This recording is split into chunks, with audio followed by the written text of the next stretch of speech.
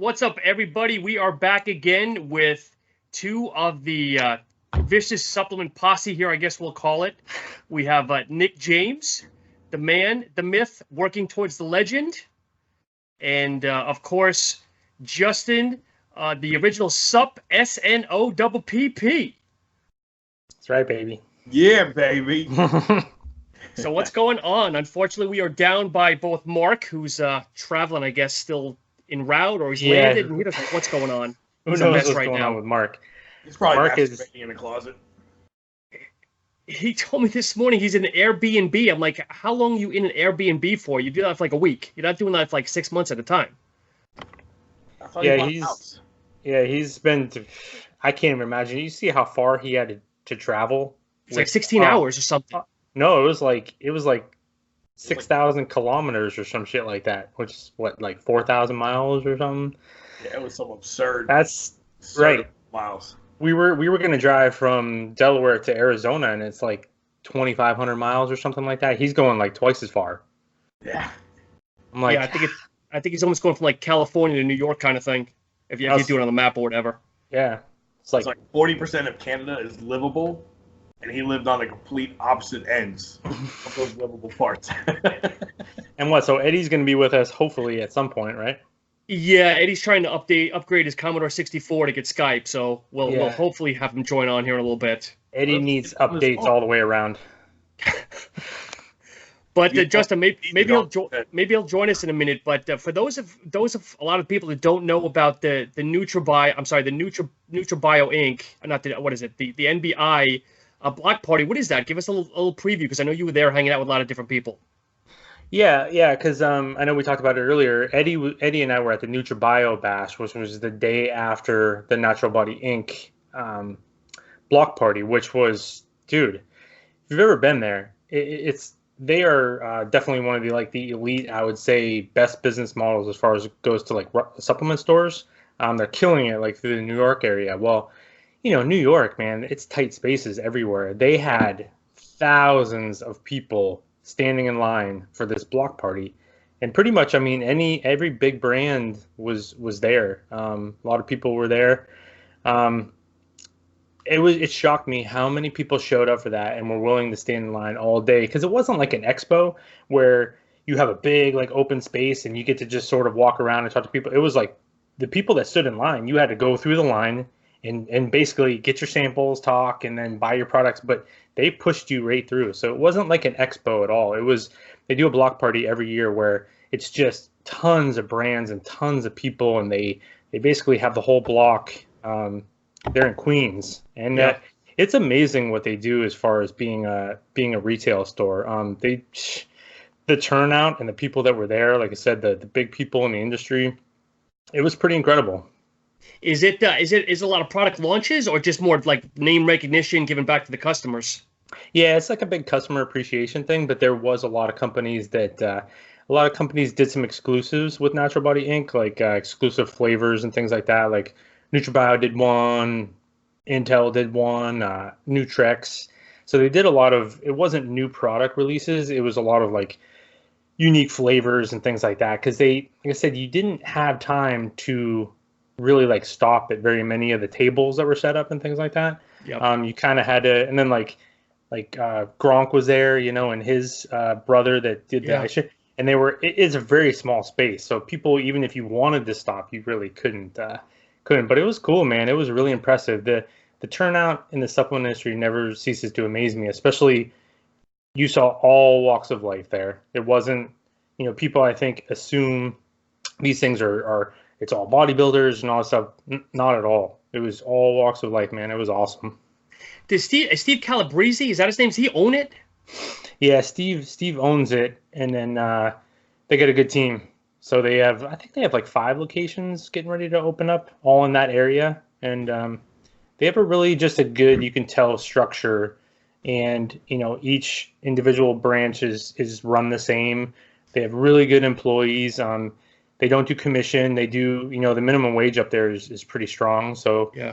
I think they make pretty good money, and they don't do commission. So I think it really, with their education and things like that, it really, I think it bucks a lot of misconceptions that people have about that stuff. Yeah, and Steve's on a Facebook group with me, a store owners group that I belong to, and he's very much of the adage of he doesn't buy into whatever's hot. He wants exclusives for everything. So it's like you want to work with me, there can't be another store in like I don't know 50 miles of his store selling the same shit. Yeah, Steve's a smart guy. I mean, he's definitely. I mean, he's been at it for a long time. I think we make that mistake constantly in the supplement industry too, or just health and fitness in general, is where we see this snapshot of someone at some point in their life, and we go, oh, it's like, and you forget about what it took. He described his story, the one day about how shitty his first location was and sketchy neighborhood and building it up, right? But then you see him, successful down the road, and you don't appreciate, what it took, because until you sort of become successful, nobody gives a fuck about your story anyway, right? Like they don't care. Yeah, but once you are successful a little bit, people are like, oh, that's cool to hear the backstory. But if you're not successful, nobody gives a shit like about where you started or anything. So were you shocked a lot of people tapping you on the shoulder saying, hey, Justin, I'm yada yada, we talked together on Instagram? Or, I mean, I'm sure you were probably inundated yourself. Yeah, actually it was. There was a lot of people, that just sort of you're walking through and they were, yelling, flagging me down and stuff. But what happened was we went in, we were allowed to just kind of go wherever we want. And once I walked in to meet some of these brands and people that I've been talking to for a long time, really good people within the industry, we kind of got stuck in the front because it was basically one single file line. So we couldn't really get back outside once we were in the front, but we had a really good time. And there's a lot of, there's a lot of shit in the industry where, you want to see some things change, but there is also a lot of good people, man. Most people are they're employees, man. They're trying to make a living just like everyone else. And, some of the things about the industry forces people to maybe do some things, but there's a lot of good people out there, man. A lot of good people just trying to help and trying to, make a living like the rest of us. Yeah. So, Nick, what's up with you, my man? It's been a while since we chatted, maybe 15, 20 minutes. What's been exciting in your world? Any new updates? No, we're waiting. I'm waiting for a phone call back from that. Everybody loves to rush. Then when you get where you got to go, everybody likes to stall, and then you play the waiting game, and so we play the waiting. Truth.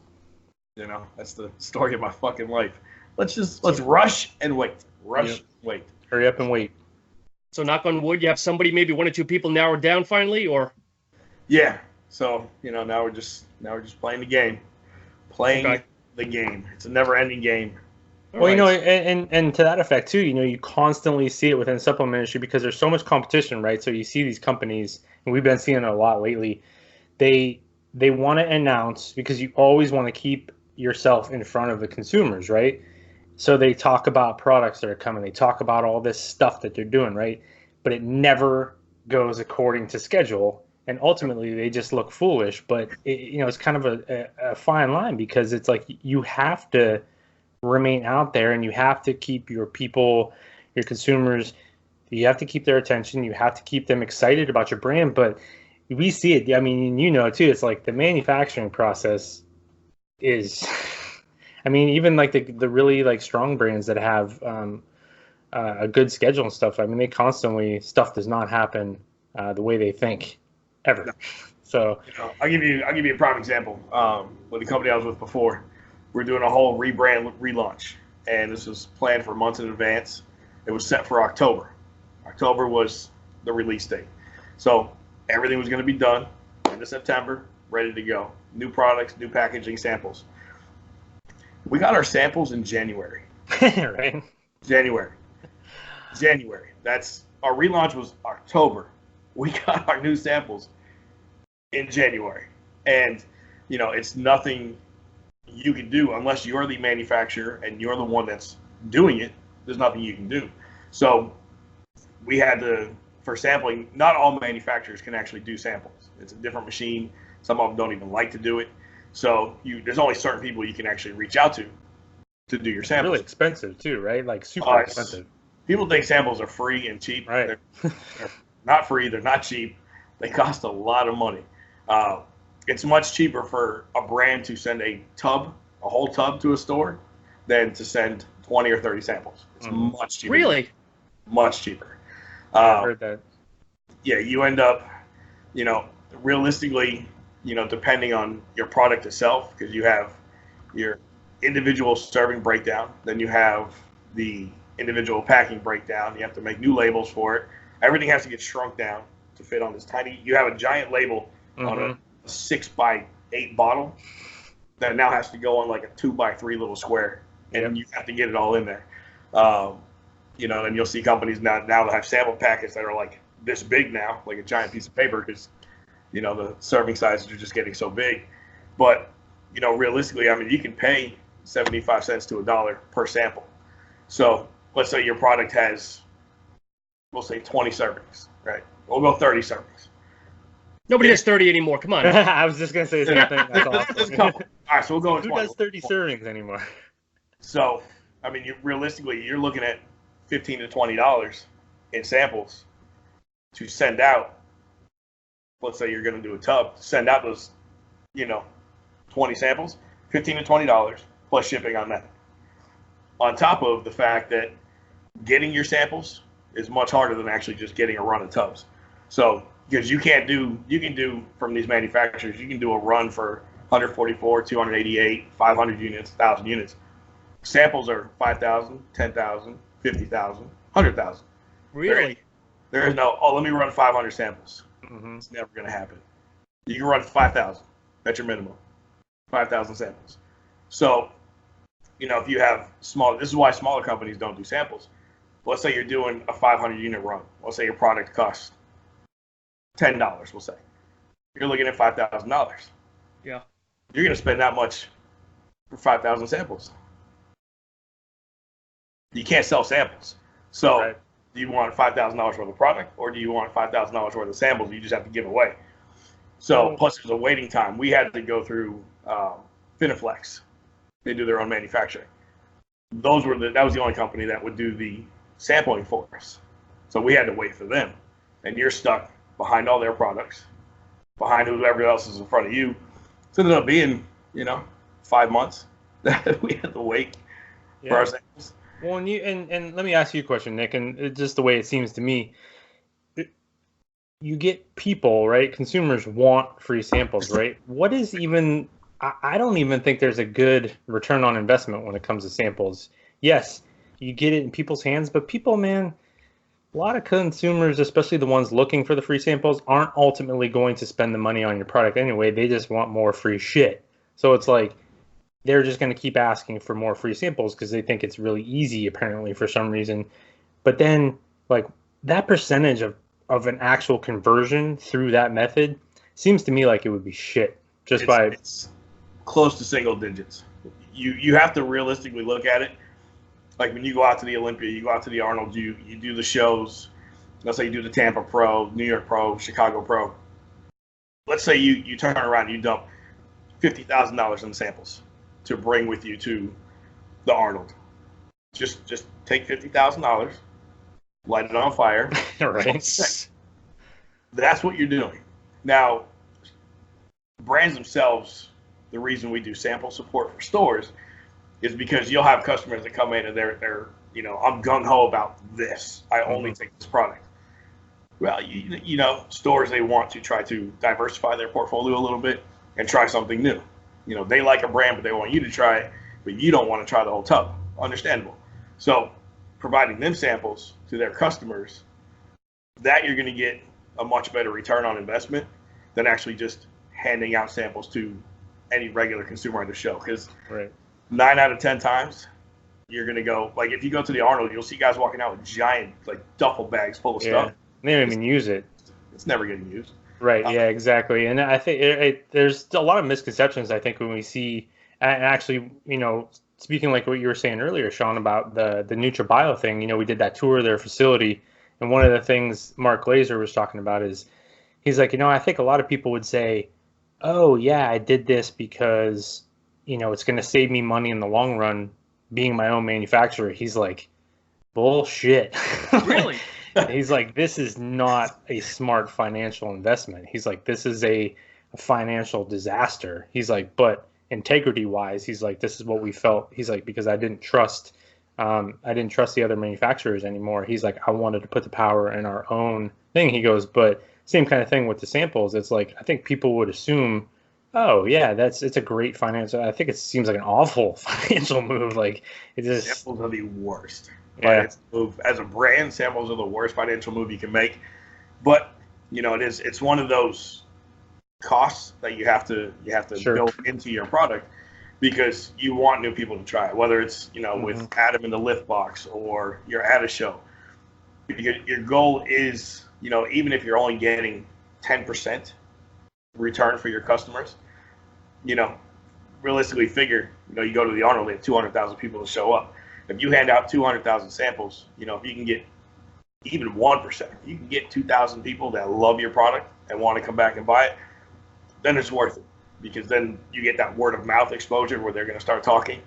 But in the beginning, anytime you're doing samples, just figure, light it up. This is money we're just burning away, and use it as a tax write-off. But that's expensive tax write-off yes, when you're starting out. Right. When you're starting out. Yeah, and like burning, you're just burning money with samples. That's all. Right. And to Nick's point too, it's like the best way to assure that someone won't buy your product is to have them not know who the fuck you are. Right. There's a million companies, so it's like you have to get your. And it goes back to like what we were just talking about with companies that are constantly promoting things, hoping their lead times and things play out. But it's like you have to stay in front of people with all the competition out there, or else you're just you're kind of screwed. So it's just a necessary evil, I think, if you can do it. But then does it make financial sense? Yeah, you have to. For samples, you need to have deep pockets. You need to have the ability to. Whether it's every month or every 2 months. Mark does samples. He must have some deep pockets. $25,000-$50,000 and just burn it. It's just money that you have to realistically go, all right, this month we're just going to burn up $50,000 and call it a day.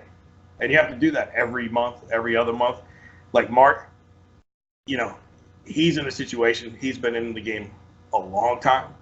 So he has that advantage. When you're in as long as he is, and your brand is blowing up as much as it is. I can guarantee you right now, he's going through a cash flow crisis because he just redid his entire manufacturing plant, and I think he just launched like 85 new products.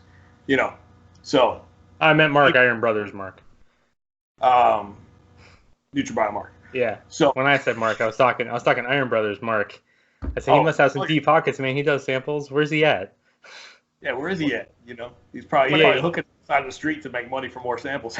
But you're right about NutriBio. I mean, I can't even imagine. You go through that new facility they have and what they've done as far as flavor investments and all the samples that they have, dude. I can't. I cannot even imagine. I cannot even imagine. NutriBio in 2019. That is a cash flow crisis. But he's been in the industry so long that he can circumvent those situations because every company runs into it. I know. Justin, your favorite company, the REDD one, they went through a cash flow crisis because of how fast they expanded. When you expand that fast, I don't care who you are, something's going to happen. And, when you've been in the game long enough, you can circumvent it. New companies, smaller companies, trying to do everything like Mark with Iron Brothers, coming out with new products, coming out with samples, unless you've been in the game long enough and you know how to circumvent those situations and you realize, all right, we're going to take a giant hit this month. Even if we're going to have, amazing sales, we're going to take a giant hit. It could be a tough bumpy road. That's why you don't see a lot of smaller companies doing samples, doing shows, doing the Arnold, doing the Olympia, because it's, you have it's not worth it. But I also think with Mark Burton of Iron Brothers, to a point, not to defend him because he's not here, but I think he's doing it a little smart where, yes, he's offering free samples to anybody and everybody, but he's also putting a lot of the free samples in current customer orders where you order, the V2 in X flavor, he's throwing in a sample of Y flavor, so you're almost coming back to now try the other flavor. Yeah, I don't think it's a bad move that Mark's doing. I don't think it's a criticism at all. It's just it's a tough move. It's a tough decision for a small company or a smaller company, whether it's like, well, do we want to scale, make more products? Do we want to do this, or do we want to go this route? Because it's going to set you back. I mean, for him to be doing, he's got a bunch of new products that he's working on, and that's you got to be invested for sure. Yeah, I think he's working on 4 or 5 new products. Plus, he's doing the new flavoring. You know, it's when you're a smaller company. It's like if you order, like for him, you know, you order the Pre V2. You know, if he makes samples of his new pump product, throw those into your existing customers. Smart way to do it because you at least know that your chance of return of them coming back is much, much, much higher. I mean, you're talking 75% or higher versus 10% or lower. You know, for him to do it like that, that's a smart way to do it. You know, it's when you're doing the sampling process and you're just giving it to everyone, throwing shit to the wind and praying that something sticks. That's when it's a problem. When the way he's doing it, that's the smart way to do it because you're already you're reinvesting money to into your own customers, into your company. So that's. So Nick, here's something I want to ask you because I know you came on the show probably a year ago. It's just you and I chatting. We were talking more about the brand. So the big problem that I see nowadays, and we all see this, is everybody's trying to launch a brand, and they think that they could just use Instagram, social media, and they'll be the next greatest thing, whether it's based on the ingredient formula or just the fact of I can get traction. So when you started, how did you get your name out? Because I know you're not a social media guy that has 50,000 Instagram people. I mean, what did you do to get recognition behind your one product you had? Well, see, I'm the guy on social media that my girlfriend always tells me, you need to stop saying fuck so much. That's who I am. Like, I curse a lot. I have road rage. I threaten to kill people while I'm driving. That's who I am. What do you want me to tell you?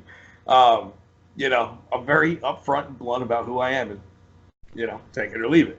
But for me, it's what I always tell like the new people that are getting into it: do your due diligence. Work for somebody else. I worked for somebody else for a while, and that's where I made all my connections. Right. Was through my connections are retail. Yeah. My connections are retail. I'm no famous person whatsoever. I have a lot of friends that are very social media famous, I guess is a good way to put it. And they've given me free shout outs of my products that, they've tried and everything like that. But I mean, you'd be surprised. I mean, I have girls that have 100, 200, 300,000 followers, and they'll give a shout out of my product because they tried it, they like it. But you get about this much response, because, you also have to look at, what are they famous for?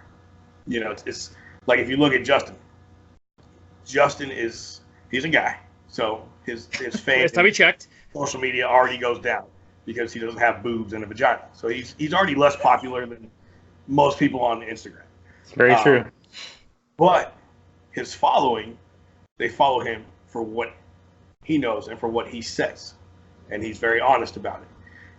Most guys that follow hot women aren't following them for the products that they're promoting. It's for pictures that they can zoom in on.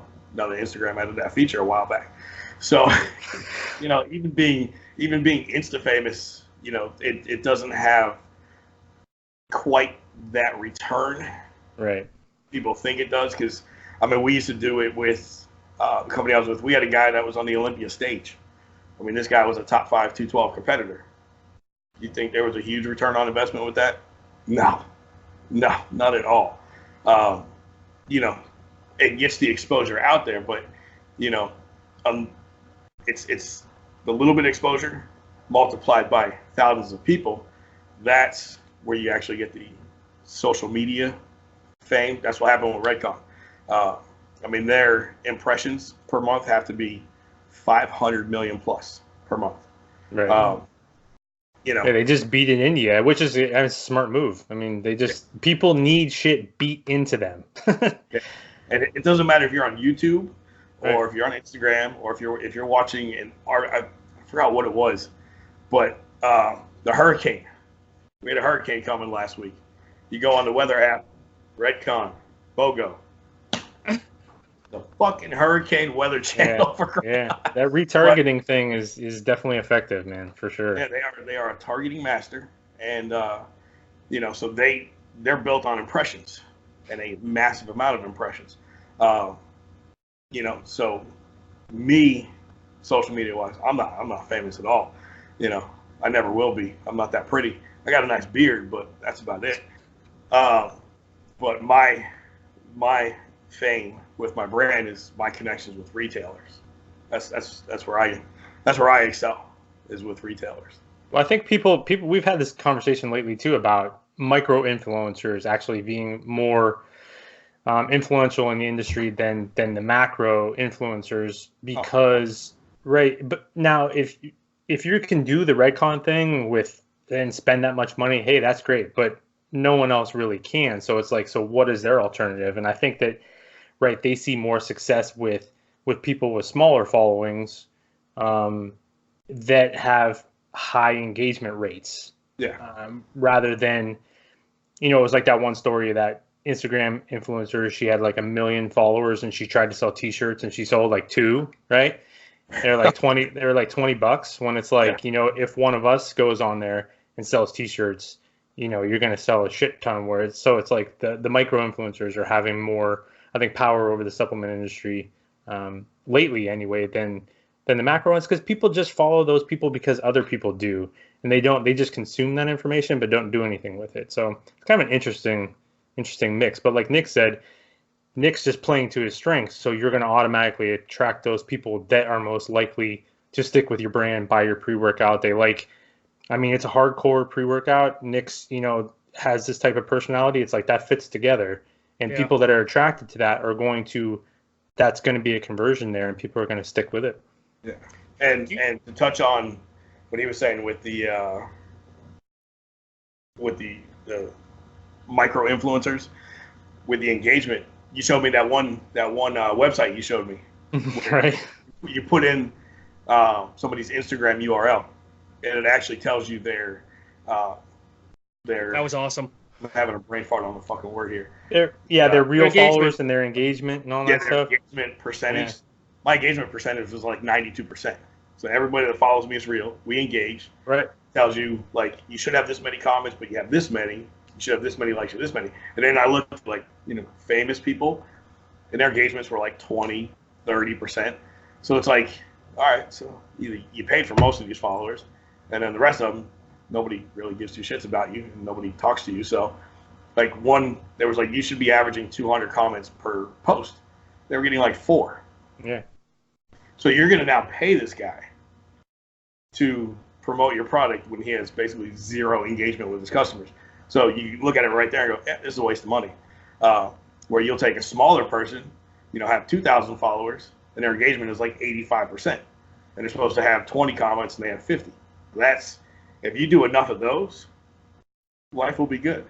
Yeah. If you start spending a lot of money for these big guys, it's not going to get you anywhere. So why aren't companies understanding this? Why aren't companies seriously understanding this?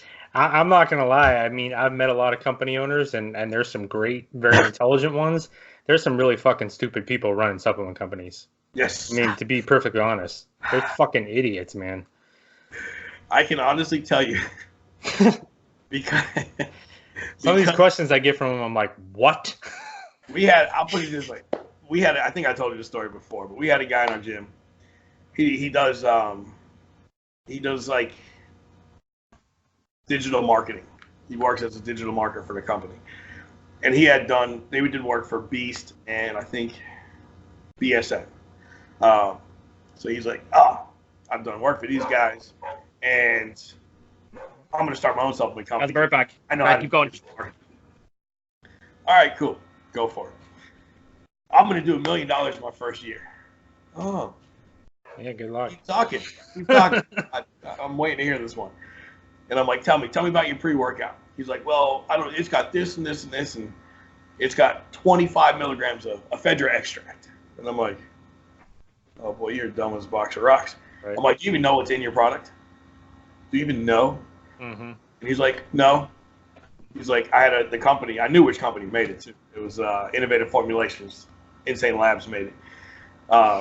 Because they're their base formula. I'm like, all right, I already know who made this. So he comes out with this absolutely horrible product. So we all tested it. He gave us samples to try. It either gave you diarrhea or massive migraines. That'll make you lose some weight. Is just shit yourself the whole day. You're gonna do $1 million a year, and right.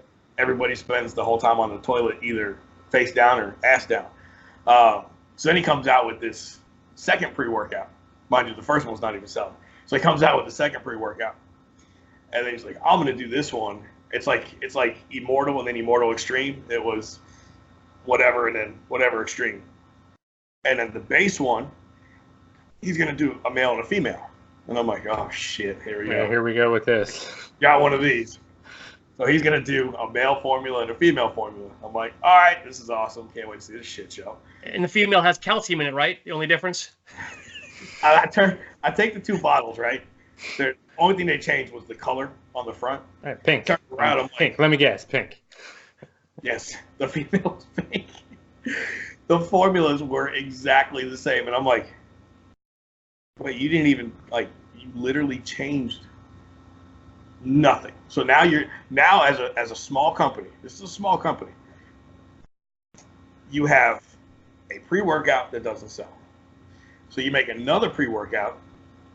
Now you're paying, mind you, you're a small company. So now you're paying twice for labels because you got a male and a female label, even though it's the same formula. So now you have to double dip on your labeling. So that's costing you more money. Now you got to promote this to women. You got to promote this to men, even though it's the exact same formula. And by the way, if there's one or two exceptions where promoting a female-only line, a buddy of mine has one, and he does very well with it. If you promote a female-only line, it's about a 99% chance you're going to fail because it's just dumb as a box of rocks. Because most women, the majority of my Immortal customers were women. They love it. They don't want your little, oh, look, I got 100 milligrams of caffeine. Women don't like that shit, man. They want some. It's insulting. Shit. You know, they want to be like the dudes. Trust me. Don't make a female-only shit. You know, and needless to say, his company failed in a matter of like 4 months. What we constantly see is, I think there was at one point, there was some sort of template, right? That, oh, we're going to come into the supplement space. We're going to create X formula. We're going to give it to these whatever influencers. And then we're also going to spend a shit ton of money on Facebook ads. Well, that might have been fine, you know, say maybe a long time ago, or if you have enough of a budget, you can kind of work around that a little bit. But for most companies, you know, that's why we started that small business program, Sean. I know, Nick, you know all about this. It's like we would just constantly get these questions from these guys and women that want to start a supplement company, man, and they all say the same thing. They want to make a difference. They're passionate. Well, so is everybody else, right? They're all passionate about making money, right? So they get in this spot where they're like, okay, I'm gonna ads and I'm gonna send a couple free tubs out and magically everyone's gonna show up, man. It just doesn't work that way anymore because everyone does the same shit. Same as in the supplement industry, how everyone copies and pastes their formulas. Mm-hmm. Everyone copies and pastes their marketing campaigns. They're like, oh, once one person does retargeting, they watch Redcon be successful with it. But Redcon's successful because they're usually the first one to do it.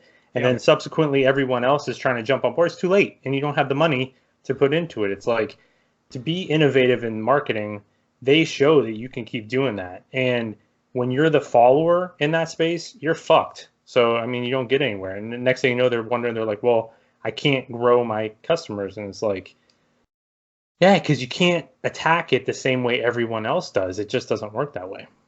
Yeah, and another point on Redcon, it's like, you know, people don't realize, all right, they have 80-something employees.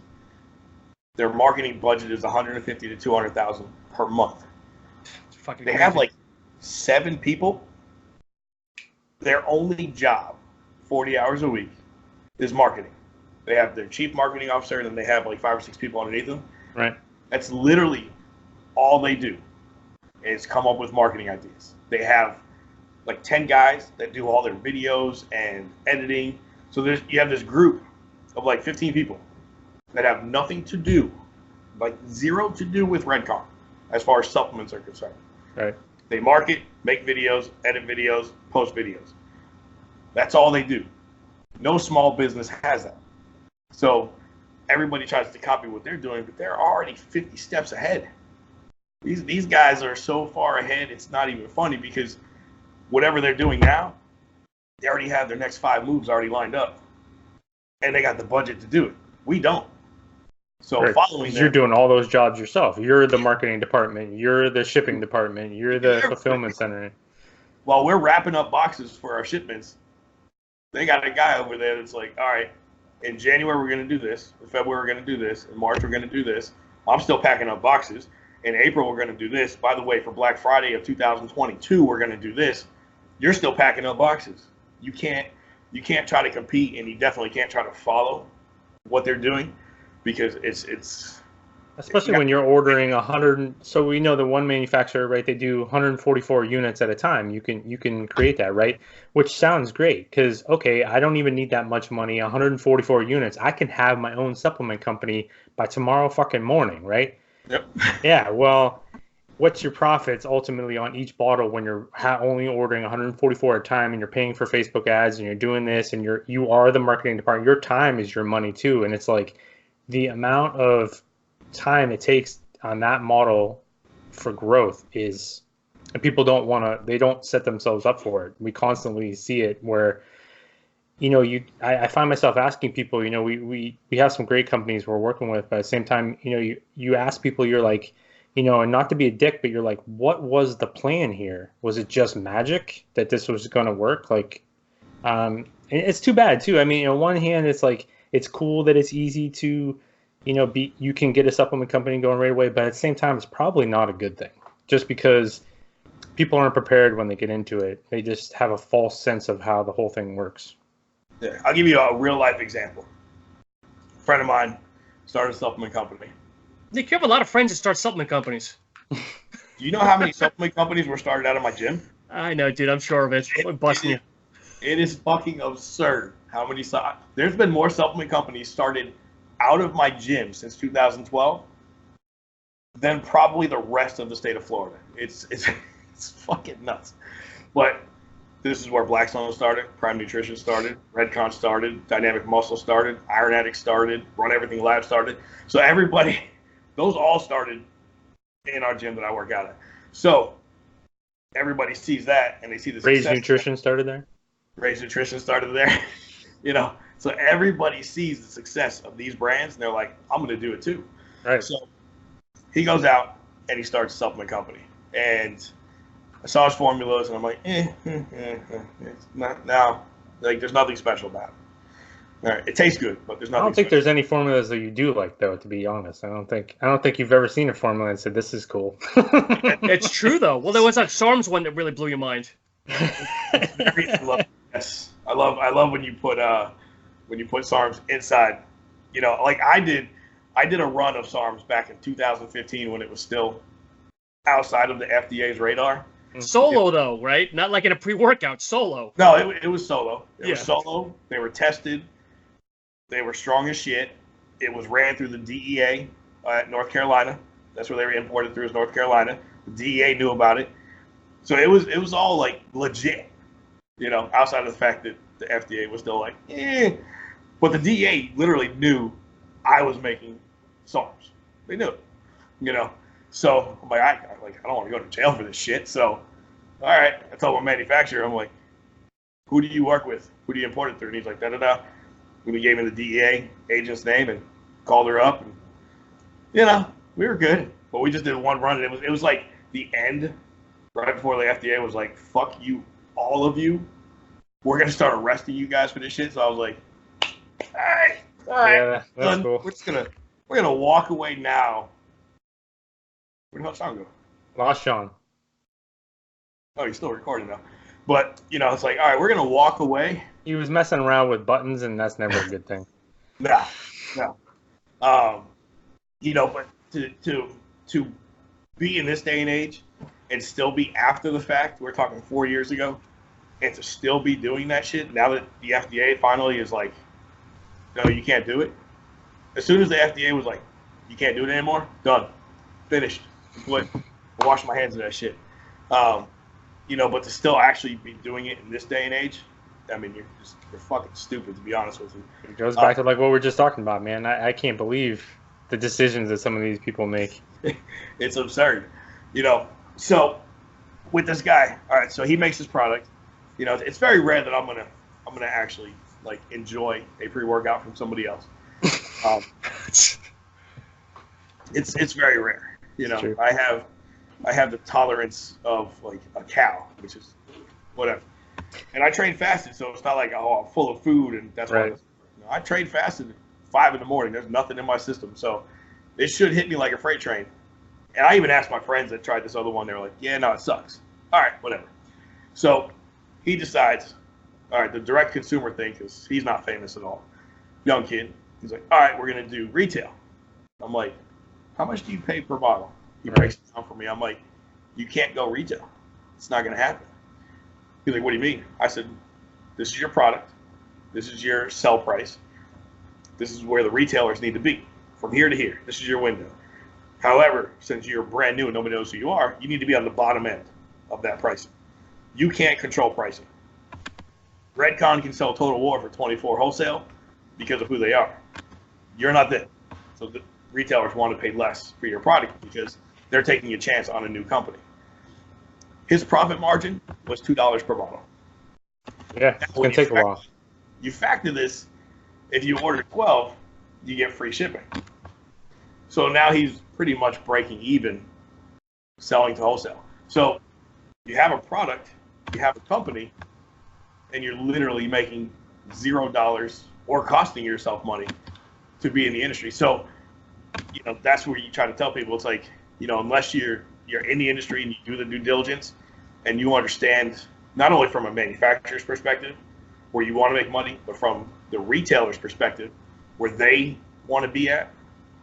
Direct consumer is, you can always make money direct to consumer, but retailer and wholesale wise is different. You know, you have a much smaller window to play with, and people don't realize that, and they want to jump in here.